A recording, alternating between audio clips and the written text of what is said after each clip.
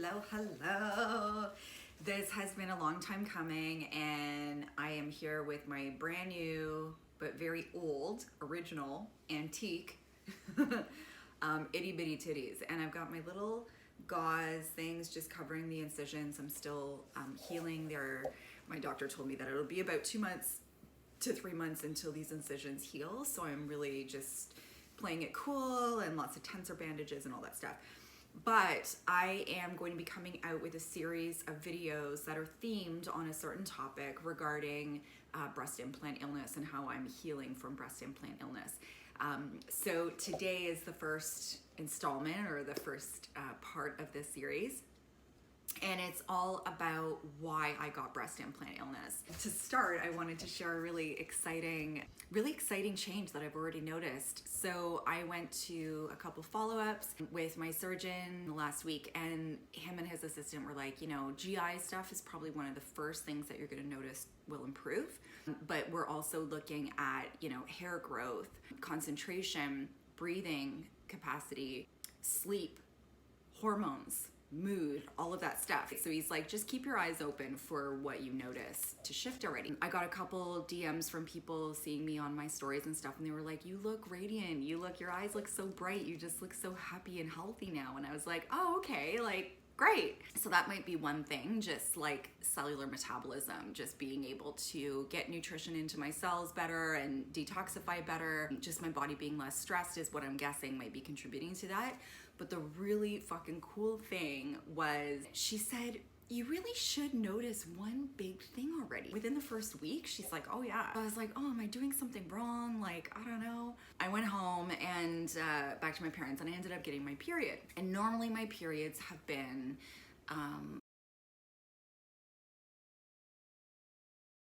when I think back to when I started to experience horrible hormone symptoms, really was when I got my original implants replaced. I started to get a lot of hormone issues, but I was in a really stressful relationship, and I was, really abusing drugs and alcohol at the time, and I was incredibly stressed. So I just thought all of that was causing my hormone dysregulation. And my periods started to get really heavy to the point where I was like, I can't leave my fucking house. This is not normal. So I got my IUD taken out, and it still persisted. It got a bit better, but it still persisted. Anyways, I got my period on Thursday night, and I'm at my parents', and I'm like, okay, sleeping in my mom's spare room, and hopefully won't leak on the bed. My period was normal.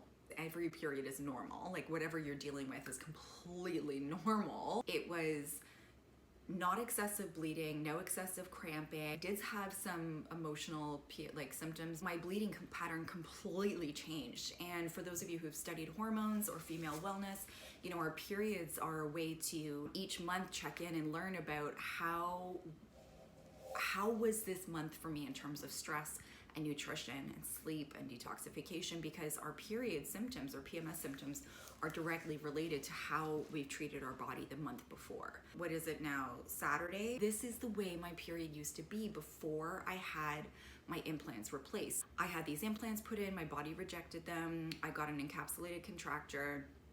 I went to a different surgeon who specialized in reconstructive surgery. He created an incision, and he took them out without doing the en-bloc procedure, which I just got. So en-bloc is the more responsible way of removing implants if somebody's presenting with breast implant illness, because they're opening up the breast with different incisions, and they're taking the whole, it's a capsulectomy, so they're taking the whole capsule that has formed around the implant to protect your body.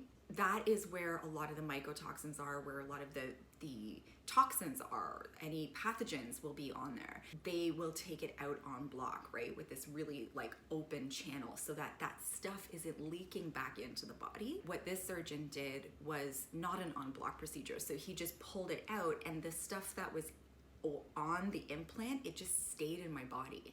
That's highly toxic, I'm assuming, because I had already presented with breast implant illness. What this surgeon did was open the whole breast up.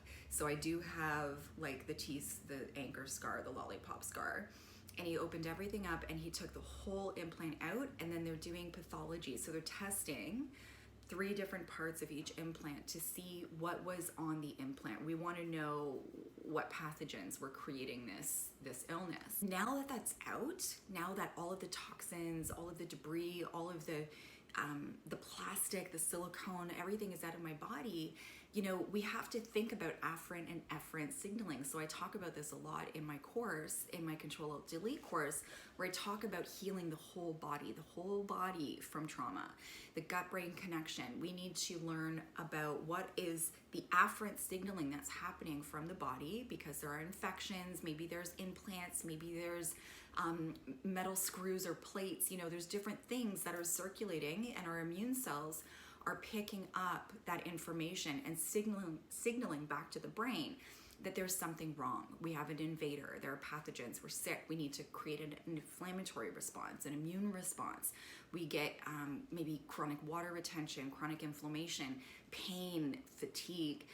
It can trigger autoimmune disease, and it often will, because what do we know, those of you who are in my Control Alt Delete course, when that afferent signaling is being sent to the brain, it's going to send an efferent signal that something is wrong, which means upregulating cortisol, stress response, staying in fight or flight. We're not digesting food as much. We're not detoxifying as well. So how we tie it all together, and especially to trauma victims, is what we know now is that the brain rewires itself after trauma, and we get stuck in this fight or flight state where we're not digesting food, we're not detoxifying, we're not problem solving as much, we're more shallow breathing, we're not sleeping as well, because we are in that prep state for fight. So when you're in that state and then you put implants in, that is going to further lend to the stress on the body and further lend to the brain being like, there's something wrong. We need to protect you. We need to stay in this state of flight, which is taking our valuable resources, our nutrition. It's draining the brain of its B vitamins, our nervous system of its B vitamins, which are essential for methylation. Methylation being, we want to think about how is the body detoxing and repairing. There is this cascade effect. Trauma is the original, you know, issue. If you're a trauma victim and we're like, I'm going to start using drugs and alcohol to self-regulate, that's further increasing that afferent signaling. And then I'm going to get implants to make myself feel better. You know, I've had 4 reconstructive surgeries. That amount of stress on the body is wild. Further lending to this stacked effect of traumas and toxicity and red flags, and priming the body to respond in a certain way to our environment. You know, epigenetics is a thing. This symptom change that's happened so quickly is a celebration for me. It is a dead giveaway, a dead sign that I'm on the right track. And my GI symptoms, they assured me, will start to improve as I'm reducing this mold toxicity. You know, the reason why I got into even learning about this mold toxicity was because my mold results came back so high, and the type of mold that I have is highly associated with breast implant illness. So you can see how it is this full circle of being able to be patient enough and invest the time and money and heart energy into investigating what it is that's caused us to have these autoimmune symptoms where we're chronically ill. Right? So we have to do the work to heal the gut-brain connection. We have to clear infections. We have to look at, have I had any plastic surgery, or do I have, you know, any IUDs or any implants of any sort that could be causing an immune reaction? My tattoos are causing an immune reaction. My nose ring is causing an immune reaction, right? So we have to look at the list of things and start to understand the severity of what it is we're implanting or putting in or exposing our body to, and how that's translating into irritating our immune system or our nervous system. I can feel myself returning. I'm looking at my little itty bitty titties and I'm like, oh yeah, you're Cassandra, look, like, wow. And just feeling my period change and everything, I'm just like, I'm coming home. So I'm going to be coming out with these videos, you know, every once in a while, but really staying, you know, within the next couple of months, because I want it to stay relevant to what I'm going through. And I'll be talking a lot more about, so I'm just looking at my notes, the mindset that I've adopted about this healing journey, why some people get sick from breast implant illness and others don't, how genetic testing plays a role in developing custom protocols to healing from breast implant illness and the after effects of trauma, what I'm doing as a holistic approach to healing my traumas. I'm also going to talk about why I got them. So I think it's really important for us to have the conversation about why do we do these things? Why do we alter our bodies? And it's not to say that any alteration of our body is a bad move. I'm not saying that at all, but I specifically have a root cause for getting implants that was directly related to my traumas, that if I had had the chance to work through my traumas and my trauma relationship with my mother, I probably would have never gotten them.